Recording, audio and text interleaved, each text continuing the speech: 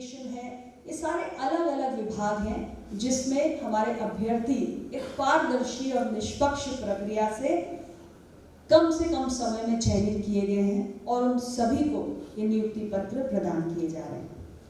आज के इस अवसर पर मैं आप सभी युवाओं को यही कहना चाहती हूँ कि भारत आज अपनी युवा शक्ति पर गौरव करता है।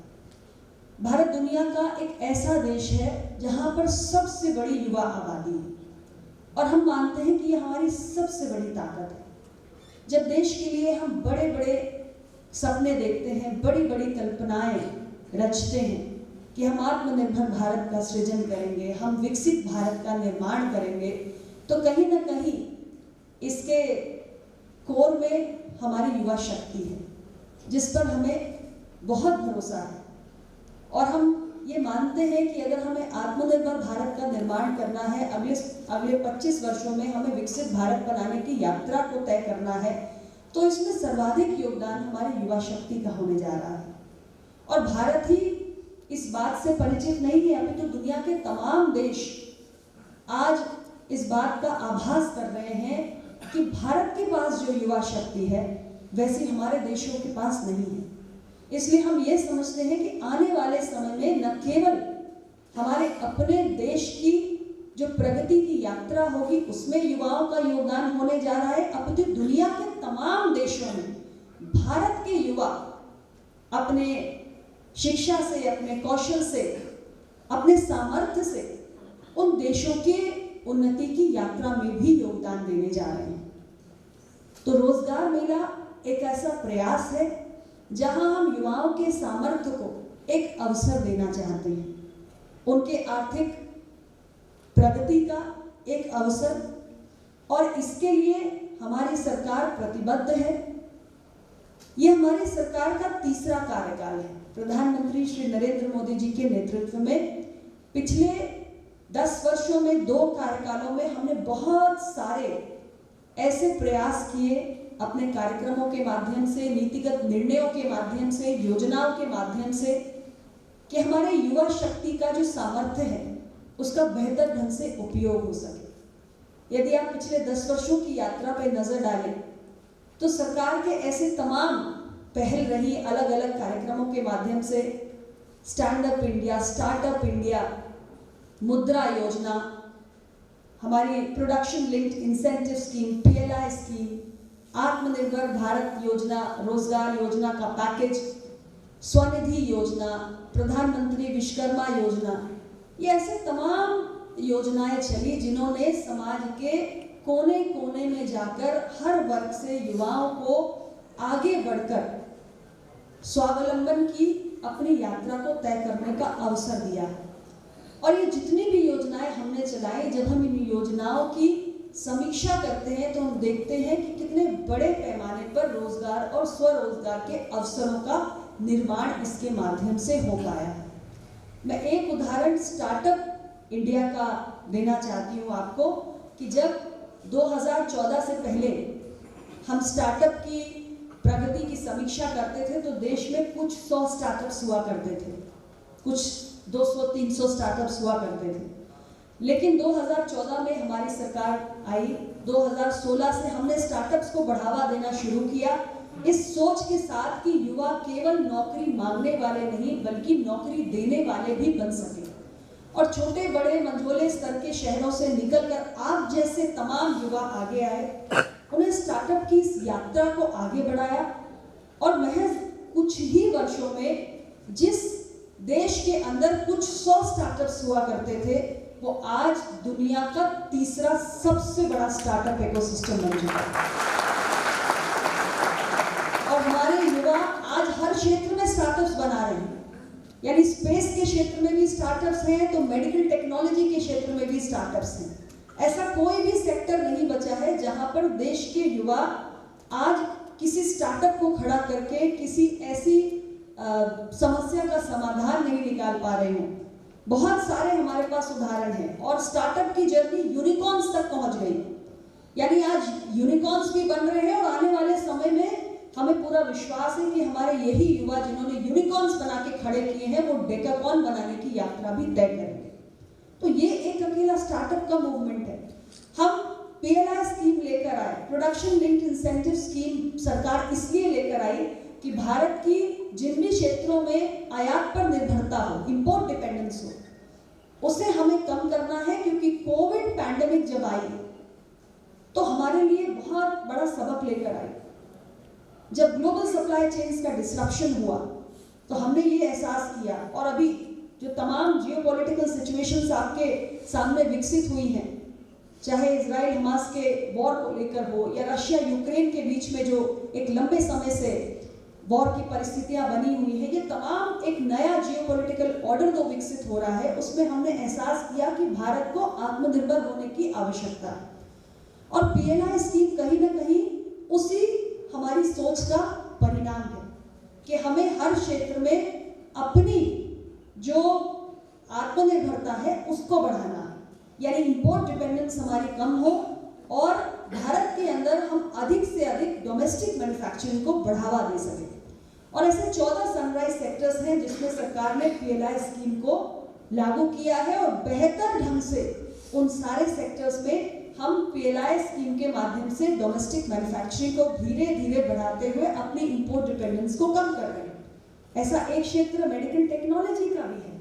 धीरे धीरे हमारे जो मेडिकल टेक्नोलॉजी का सेक्टर है, इस स्कीम के माध्यम से भी आज हम उस दिशा में तेजी से आगे बढ़ रहे हैं कि आने वाले समय में हम मेडिकल टेक्नोलॉजी का एक पावर हाउस बन सकें। फार्मा के जगत में दुनिया में कहा जाता है कि भारत जो है वो फार्मेसी ऑफ द वर्ल्ड है। हम सबसे ज्यादा जेनेरिक मेडिसिन प्रोड्यूस करते हैं, पूरी दुनिया को सप्लाई करते हैं, WHO के बहुत सारे वैक्सीन की पूर्ति हम करते हैं। तो फार्मा के साथ साथ हम एक फार्मा पावर हाउस बने, हम एक मेडिकल टेक्नोलॉजी पावर हाउस बने। ये सारे जो इनिशिएटिव्स हैं, ये भारत सरकार लगातार इसको बल देने में लगी हुई है।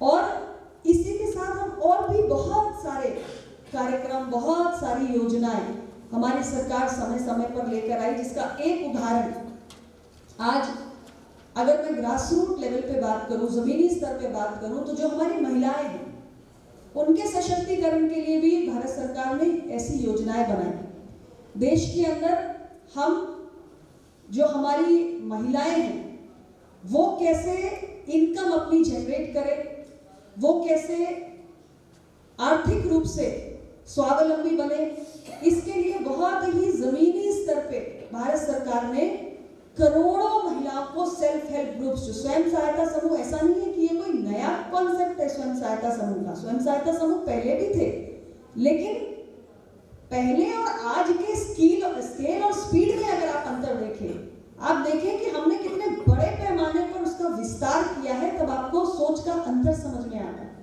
10 करोड़ महिलाएं स्वयं सहायता समूह से जुड़ी हुई हैं, और ये महिलाएं आज कम से कम साल भर में ग्रामीण स्तर पर जो बिल्कुल निम्न इनकम ग्रुप से आने वाली महिलाएं हैं, उनके पास भी कम से कम 1 लाख रुपए की इनकम जनरेट हो, इसके लिए भारत सरकार ने प्रबंध किए। और आज ये महिलाएं हमारी, हमने बहुत खूबसूरत सा शब्द निकाला, लखपति दीदी। ये महिलाएं जो आप कल्पना भी नहीं कर सकते कि गांव में रहने वाली एक सामान्य सी महिला 1 लाख रुपए की आमदनी कर रही है, ये भारत सरकार की सोच है। हमने कृषि क्षेत्र में ड्रोन टेक्नोलॉजी का उपयोग करके एक क्रांति लाने का प्रयास किया कि हम ड्रोन टेक्नोलॉजी का उपयोग करें, और एग्रीकल्चर में हम अगर फसल की हमें मॉनिटरिंग करनी हो, निगरानी करनी हो, खाद का, कीटनाशक का छिड़काव करना हो, तो ड्रोन का उपयोग हो। अब उस ड्रोन को भी हमने सेल्फ हेल्प ग्रुप की महिलाओं से जोड़ दिया, और हमारी महिलाओं को हम ड्रोन का पायलट बनने की ट्रेनिंग दे रहे हैं कि गांव में रहने वाली हमारी स्वयं सहायता समूह की जो करोड़ों बहनें हैं, वो कैसे 1 लाख रुपए की आमदनी जनरेट करेंगी। उनको एक और काम हम देंगे, और वो ड्रोन उड़ाने का काम देंगे। तो हर वर्ग के बारे में सरकार चिंता कर रही है, और मैं तो गांव के स्तर पे जाके काम करती हूँ, मैंने देखा है कि योजनाओं से कितना बड़ा एक व्यापक बदलाव आ रहा है। हमारे देश के युवा दुनिया के तमाम देशों में जाकर अपनी सेवाएं दे सके, इसके लिए हम बहुत सारे देशों के साथ माइग्रेशन एम्प्लॉयमेंट के समझौते भी कर रहे हैं, 21 से अधिक देश, ताकि आप सबका जो सामर्थ्य है, आपकी जो प्रतिभा है, उसका उपयोग पूरी दुनिया में हो। और भारत के युवाओं के प्रतिभा का लोहा सारी दुनिया मानती है। ऐसे बहुत सारे इनिशिएटिव्स हैं। खादी ग्रामोद्योग एक समय में हम कहते हैं कि लगभग समाप्ति की ओर था, लेकिन हमारी सरकार के आने के बाद से हमने इसे भी बढ़ावा दिया। हमने ये कोशिश की कि हमारा खादी ग्रामोद्योग जो हमारी संस्कृति, परंपरा, हमारी जड़ों से जुड़ा हुआ है, उसको हम फिर से पुनर्जीवित करें। और आज उसका जो कारोबार है कई गुना बढ़ गया है। जो हमारे छोटे छोटे कारीगर हैं, बुनकर हैं, छोटे छोटे उद्यमी हैं, वो इस खादी ग्रामोद्योग से जुड़कर बहुत तरक्की कर रहे हैं, आर्थिक रूप से सशक्त हो रहे हैं। और ऐसा ही एक इनिशिएटिव जब बजट की घोषणा हुई थी इस वर्ष, तब आपने सुना होगा कि हमने एक बहुत बड़ा इनिशिएटिव लिया प्रधानमंत्री इंटर्नशिप योजना के रूप में।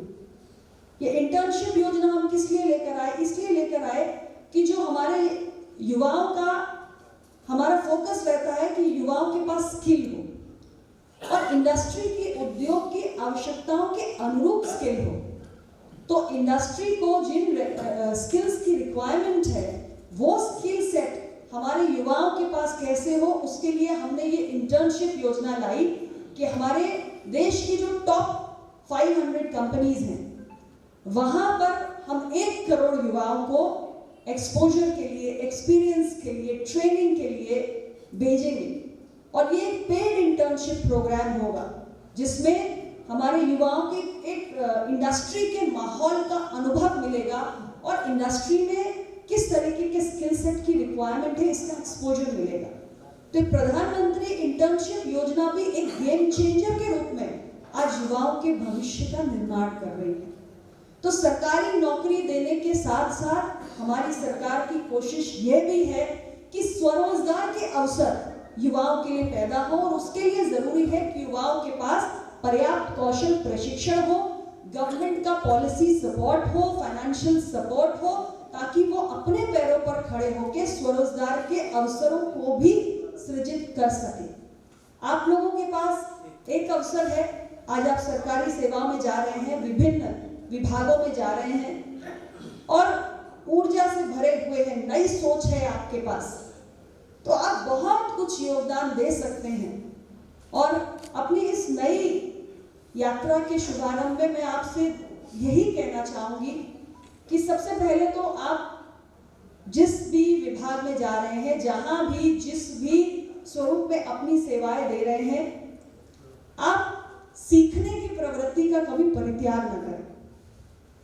रोज सीखना, कुछ नया सीखना, ये जरूरी होता है। हम में से बहुत सारे लोगों का ये स्वभाव होता है कि एक बार हमने कुछ प्राप्त कर लिया, फिर हम वही फुल स्टॉप लगा देते हैं, वही पूर्ण विराम हो जाता है, बस इतना सीख लिया, इसके आगे जरूरत नहीं है। लेकिन आज वो समय नहीं है। आज दुनिया तेजी से बदल रही है। ये बहुत तेजी से बदलती हुई जो दुनिया है, उसमें ये जरूरी होता है कि हम हर वक्त अप टू डेट रहें। और आप जैसे युवाओं के पास अभी एनर्जी है, टाइम है, सब कुछ है, और आपके पास स्किल है, टैलेंट है। आज वो युग नहीं है कि हमने एक बार कुछ सीख लिया तो उसी ढर्रे पर हम बने रहें। This is the era of constant upgradation of your skills. तो अभी तक जो सीखकर आप जाएंगे उससे तो आप शुरुआत करेंगे, लेकिन आपके अपने कार्य क्षेत्र में बहुत सारा एक्सपोजर भी आपको मिलेगा, नए नए तरीके का एक्सपोजर मिलेगा। और ऐसी परिस्थितियों में continue to learn and continue to grow, ये आपका मंत्र होना चाहिए। मैं भारत सरकार के एक मंत्री के रूप में आपके बीच में हूँ, एक जनप्रतिनिधि हूँ। मैं भी रोज कुछ ना कुछ सीखने की कोशिश करती हूँ कि मैं भी जो अपना काम करती हूँ उसमें मैं और बेहतर कैसे कर सकती हूँ। और आज कोई भी व्यक्ति जो आगे बढ़ना चाहता है, ग्रो करना चाहता है, कुछ बेहतर योगदान देना चाहता है, उसे कांस्टेंट लर्निंग एक मंत्र के रूप में अपनाना चाहिए। ये हम सबके लिए जरूरी है। और आप अपने आप में एक बहुत बड़ा अंतर देखेंगे। बहुत बार ऐसा होता है कि हमारे अंदर कितना टैलेंट, कितनी प्रतिभा या कितना सामर्थ्य है, हमें इसका आभास भी नहीं होता। हम जिन बातों के बारे में, जिन चीजों के बारे में कभी सोचते भी नहीं है कि ये भी शायद हम कर सकते हैं, ऐसा हमने कभी ख्याल भी नहीं लाया होगा। लेकिन एक बार जब हम अपना मन बना लेते हैं कि नहीं, मुझे कुछ नया सीखते रहना है, I have to constantly grow, I will not stop. When you do that, then you realize that there was so much potential hidden inside you and you never realized it. So a lot of times we happen to realize our potential only when we start exploring it. हम में से बहुत सारे लोगों के अंदर human beings have immense potential. और ईश्वर ने सबको बहुत सारी क्षमताएं दी होती हैं. हम तो अपने इस लाइफ टाइम में अपनी सारी क्षमता का उपयोग भी नहीं कर पाते हैं. Because we don't train our mind to think that way. तो मैं चाहती हूँ कि आप सब जो युवा हैं उस तरीके से सोचना शुरू करें. That learning is a lifelong process. और जिंदगी में हमेशा कुछ नया सीखना है, कुछ नया करना है, कुछ अलग करना है, अपनी एक अलग पहचान बनानी है. हम कोई भी काम करें, हमारी एक अपनी अलग पहचान होनी चाहिए. और ये आप कर सकते हैं. You just have to start believing in yourself. और हर व्यक्ति के पास पोटेंशियल होता है. हम में से हर व्यक्ति, मैं नहीं मानती कि कोई भी ज्यादा कुछ भी कम, ऐसा नहीं होता. कम हम सिर्फ तब होते हैं जब हम खुद पर यकीन ही नहीं करते और हम अपनी क्षमताओं को एक्सप्लोर करने का प्रयास भी नहीं करते. Start exploring your potential and you will be shocked and surprised with what you have held up within you. That's the power. There is immense power that we have within ourselves. तो आज के इस अवसर पर बहुत लंबी बात ना कहते हुए मैं आप सभी को जो आज इन नियुक्ति पत्रों को प्राप्त करेंगे उन सभी को मैं बहुत सारी बधाई देती हूँ. आपके जीवन की इस नई यात्रा के लिए शुभकामनाएं देती हूँ. आपके परिवारों को भी मैं बहुत सारी बधाई देना चाहती हूँ.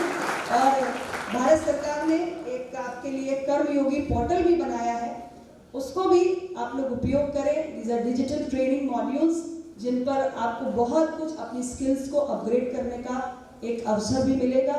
तो आप निरंतर जब आप अपनी सर्विसेज में जाएं तो कर्मयोगी पोर्टल का भी आप उपयोग करें और रोज कुछ नया सीखें, आगे बढ़ें. आपको, आपके पूरे परिवार को, क्योंकि मैं ये मानती हूँ कि आपने जो भी ये यात्रा यहाँ तक आने की तय की है उसमें अकेले आपका ही कंट्रीब्यूशन नहीं है, बल्कि आपका अपना जो फैमिली सिस्टम है, आपका जो भी सपोर्ट सिस्टम है, आपके क्लोज कॉन्टैक्ट ग्रुप में जो भी लोग हैं, किसी न किसी रूप में वो सब हमारी प्रगति में योगदान देते हैं. इसलिए आज के इस दिन वो भी उतने ही अभिनंदन के पात्र हैं जितने कि आप स्वयं. आगे बढ़िए, देश की सेवा में अपने आप को लगाइए, खपाइए और आपको बहुत आनंद आएगा. हम सब मिलकर विकसित भारत एट 2047 की यात्रा को तय करेंगे. बहुत बहुत धन्यवाद.